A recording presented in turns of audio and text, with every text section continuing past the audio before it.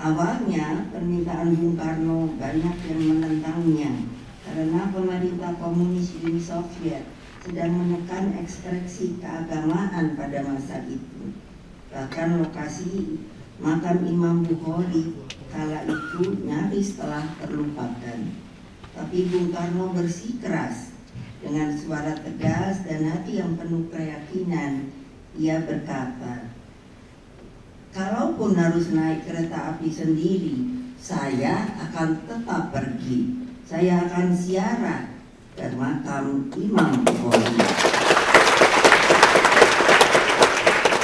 Aynan o'sha paytda Moskvaga bo'lgan sayohatdan keyin O'zbekistonga ziyorat qismi boshlangan, lekin ziyoratning asosiy yakuniy manzili Imom al-Buxoriy maqbarasi bo'lgandan keyin albatta rasmiy Sovet ittifoqi bunga qarshilik ko'rsatishga, turli xil bahonalar bilan bunday buyuk imomni e'tibor, misol uchun aholi, mahalliy aholini e'tibor qaratishini istamagan holatda ko'p cheklovlar qo'yadi. Ulardan biri transportni yo'qligi, borishni qiyinligini bahona qilib ko'rsatishadi, lekin Sukarnoni o'sha kundaligida eslab o'tirgan, agarda poyezdda borish kerakmi, piyoda borish kerakmi, qanaqa noqulay bo'lsa ham, men bu tashrifimning yakunida Imom al-Buxoriyni maqbaralariga borishim shart deydi va hozirgi spektaklda aks etgandaqa o'sha uzoq masofali yo'lga butun delegatsiya bilan yakunigacha turib oladi.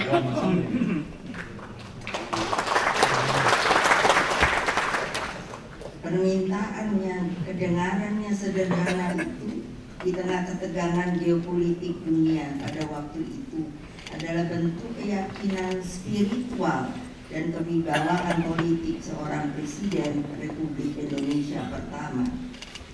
Hozir oddiydek ko'rinishi mumkin, misol uchun bir shaharga borish, ziyorat qilish, lekin u paytdagi geosiyosiy ziddiyat, geosiyosiy neytral tura olish bu misol uchun tashrifni yana ham murakkablashtirgan, lekin Sukarnoning irodasi aynan bunday imomga bo'lgan hurmati bu narsani yakuniga yetkazishga imkon yaratdi. Bung Karno tidak membawa senjata, tidak membawa ancaman, melainkan membawa niat suci seorang muslim dan seorang pemimpin yang mencintai ilmu dan spiritualitasnya. Aynan shu munosabatda Sovet ittifoqi bilan hamkorlikda bu mamlakatdan qurol olib kelish asosiy maqsad bo'lmagan. Sanoatning qaysidir qismi yoki aynan tinchlikka rahna soladigan birorta harakat yoki kelishuv bo'lmagan. Asosiy maqsad ham do'stlik, ham aynan shunday buyuk shaxslarni nima deydi, merosini, hurmatini joyiga qo'yish bo'lgan.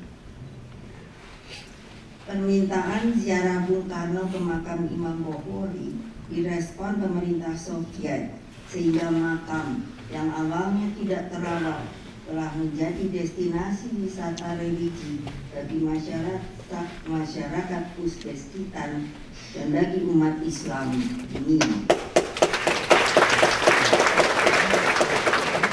Albatta shu tashrifdan keyin bitta odamni tashrifi bilan shunday buyuk shaxsni merosiga e'tibor yanada oshdi.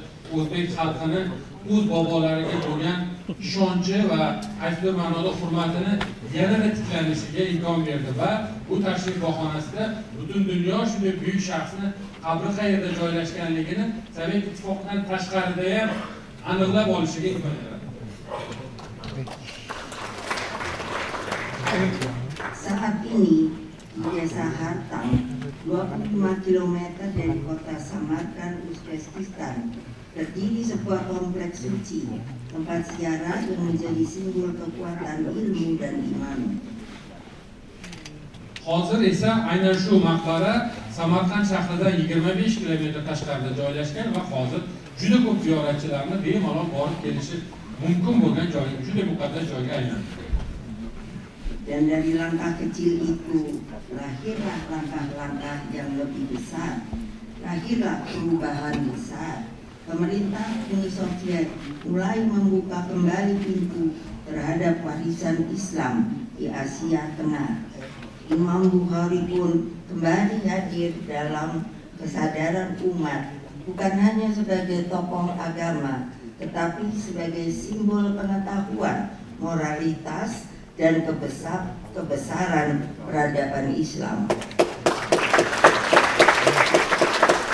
aynan shu tashrif bahonasida Imom al-Buxoriyni nafaqat shaxs sifatida, ya'ni merosi orqali, balki ilm yo'lida neytrallikni, ilm yo'lida mehnatni, umrni sarflash timsoli sifatida qoldi va Sovet ittifoqi aynan shu 56-yildan keyingi tashrifdan keyin aynan Imom al-Buxoriyni maqbarasiga e'tiborni, ularning merosiga ko'proq tanitishga imkon berdi mahalliy olimlar.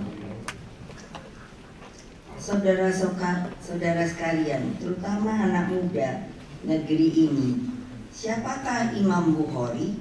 Nama lengkapnya adalah Abu Abdillah Muhammad bin Ismail al-Bukhari. Ia dilahirkan pada tahun 810 Masehi di kota Bukhara, wilayah yang kini masuk dalam wilayah Uzbekistan.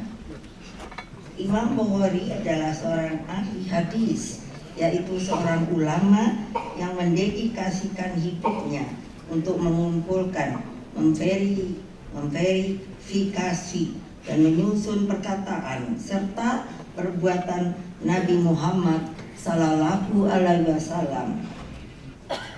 Bu yerda o'tirgan ma'lum bir Imom al-Buxoriy deb buyuk shaxsni bilmagan yosh avlod uchun qo'shimcha ma'lumot sifatida aytib o'tish mana vazifam, burchim. 810-yilda dunyoga kelgan, aynan Buxoroda dunyoga kelgan bu olim butun dunyoga o'sha yig'gan minglab, 100 minglab hadisdan saralab olingan eng ishonchli hadislar to'plami muallifi bo'lib, ularni aynan nafaqat hadisning o'zi, balki hadisni yig'ishdagi ma'naviy prinsiplarga amal qilganligi bugungi kundagi yoshlar uchun qanchalik ilmga chanqoq va talabchan bo'lish uchun namuna deb ko'rsatish mumkin.